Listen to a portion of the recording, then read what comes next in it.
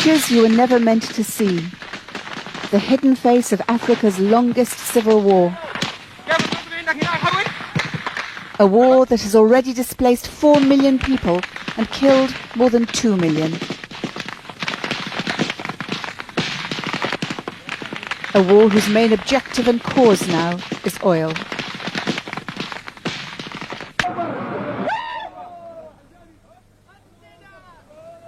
This young man was a Sudanese army cameraman.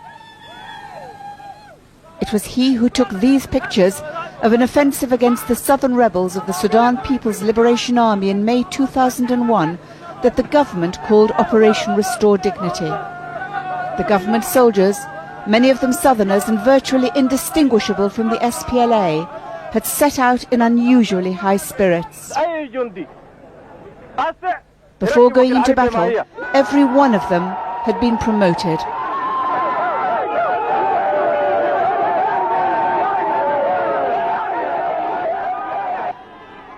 Anticipating bigger pay packets on their return, they drove off cheering, riding in brand new lorries.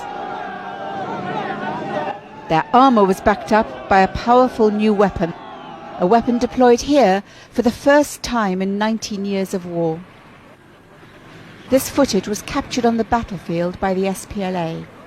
It's damaged, but this weapon has been identified by British analyst Paul Beaver as a ballistic missile, which he believes can only have been bought with oil. I can't really see how they're going to have funded buying a short-range tactical ballistic missile any other way than by in some way bartering oil.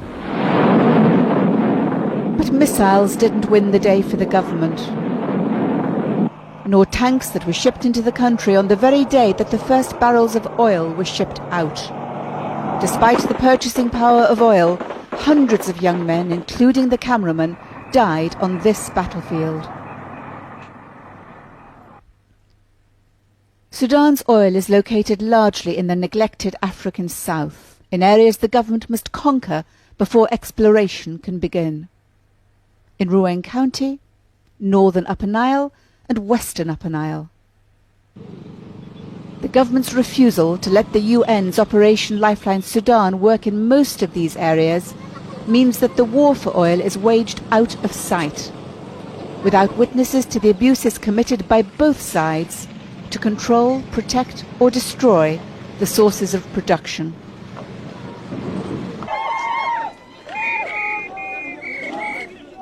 Sudan has known only 11 years of peace since winning independence in 1956. The SPLA took up arms in 1983 to fight against the domination of Muslim elites from the predominantly Arab north and to demand that marginalized areas like the south share in the nation's wealth.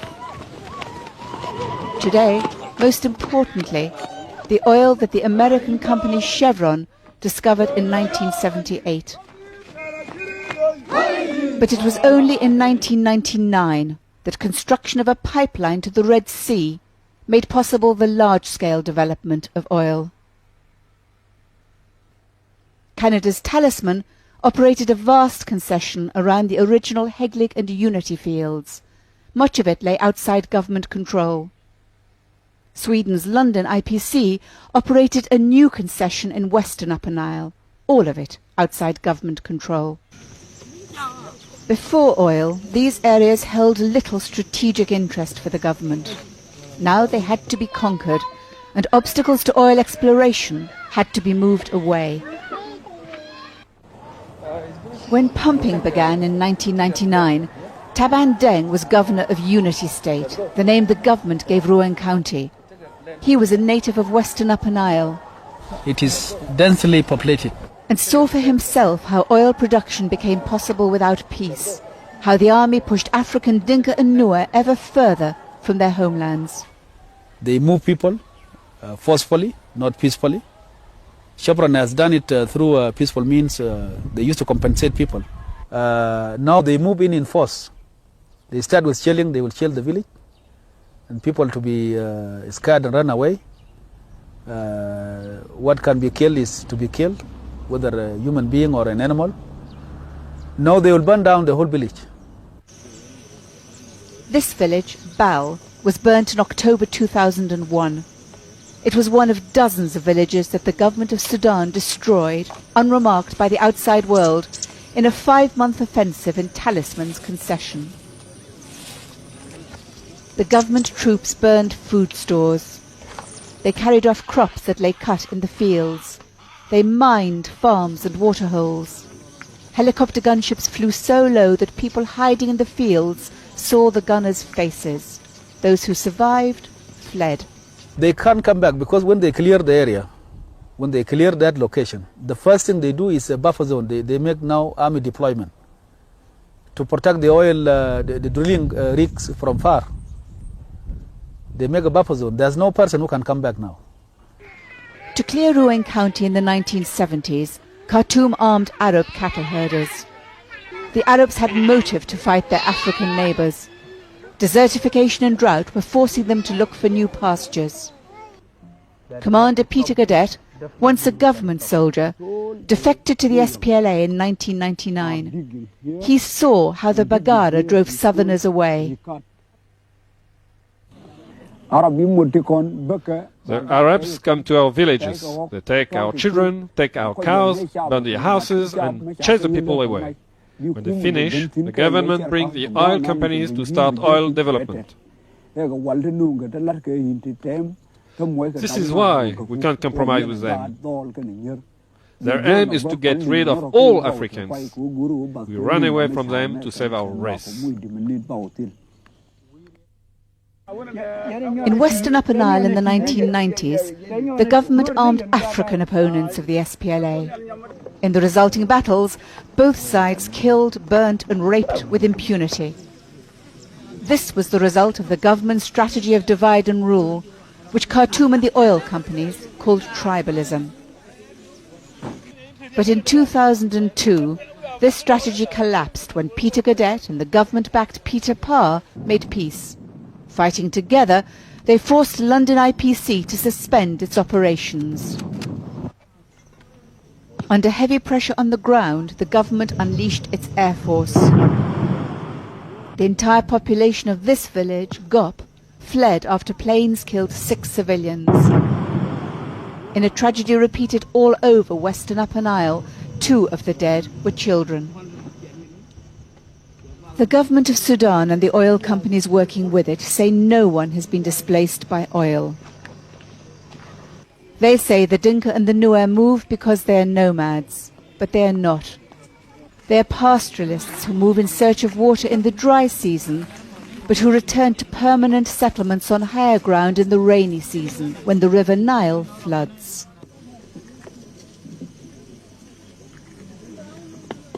These are the people the government and the oil companies say do not exist. Southerners who have been displaced by oil. They say they have lost all hope of ever returning to their homes.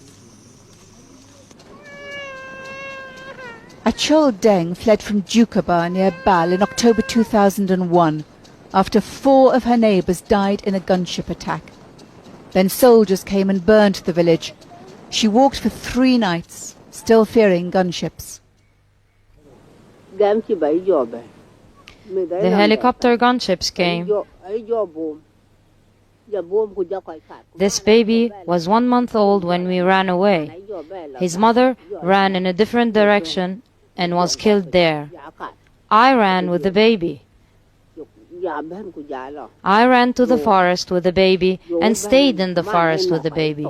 His mother was killed by gunships. The village of Wunkir did not exist before villages like Bal were burnt. It's a dry and dusty, wind-blown place that is barely fit for human habitation. Chigo Malwal watched as 3 of his family, 2 of them children, were killed by gunships in Bal. He says he settled here because he can run and hide in the grass if the gunships return. We've been here for 3 months and the weather is very cold. It's very hard on the children. If the gunships come, we will run away, some of us in this direction, some of us in that. We won't come back until they've gone. We can't go home because our homes have all been destroyed. Mohamed Douar and his wife Niadar fled from Ruyère, where London first found oil, in February 2002. They were able to remain in the area during Peter Parr's alliance with the government. But after Parr made peace with the SPLA in the town of Koch, government forces drove all civilians away from London's wells and the all-weather road leading to them.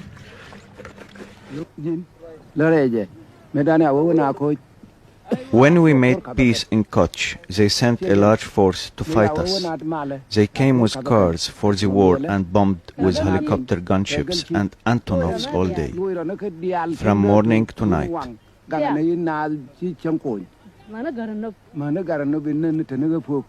They killed the cattle and the children with Antonovs. Then they burned all the houses. The Arabs tell us, we don't want you here. We will take your land and your property and drive you out. If they find you, they slaughter you. After Koch, southerners like these were rounded up all over government-controlled areas. They were given cursory military training and sent back to the south, told to defeat the SPLA to make oil exploration possible. This group managed to escape and crossed the front line to Peter Gadet's headquarters in Western Upper Nile. They gave us guns and told us to fight, to kill our own mothers and fathers. But why should we fight, so the Arabs can take the oil? This oil is ours. Villagers like these say they don't know why they're being driven from their land. Many have never seen oil, don't even know what it is. But the people from Bal and Jukaba have seen Talisman's oil fields at Manga lit up at night and say the government wants to drive them away so it can put up more lights. As soon as we ran from our village, the government began building there. They brought the lights to a place called Manga. Manga, you can see the lights there. It's 3 hours away from my village, and you can see the lights. The SPLA says it will continue fighting as long as oil flows without the consent of southerners. On the front line in Rowan County, Commander George Athor refutes the company's claim that oil is bringing development. You cannot make development where there is war. War is destruction. You cannot build when you are destroying. The war will not end without stopping these oil companies from their work. Maria Nialuak lived near Pultuni, site of a huge government garrison protecting London's operations. She says oil never brought her any benefits, no boreholes or medicines, even when her people were cooperating with the government. The Antonovs came and took us by surprise. Then something came on the ground and fired at us. What's killing us are the Antonovs and the helicopter gunships. There's nothing for the people. We are dying of hunger. We will all die. They're killing us all. Before the war, Western Upper Nile had some services. This was once a clinic supplied by Operation Lifeline Sudan. But since oil came on stream and war came to Western Upper Nile, the government has denied OLS access to many strategic areas. And so southerners burnt out of their homes and denied relief in their own regions are compelled to move even further away in search of food. Nialdu, once a thriving market town, was closed to relief workers for months before the government finally captured it in February 2002. Because of the government bans, health worker Joseph Chan had nothing with which to treat the sick. But that didn't stop them coming to see him. His inability to do anything was terrible, he said, especially when the patient was a child. The child with severe diarrhea and body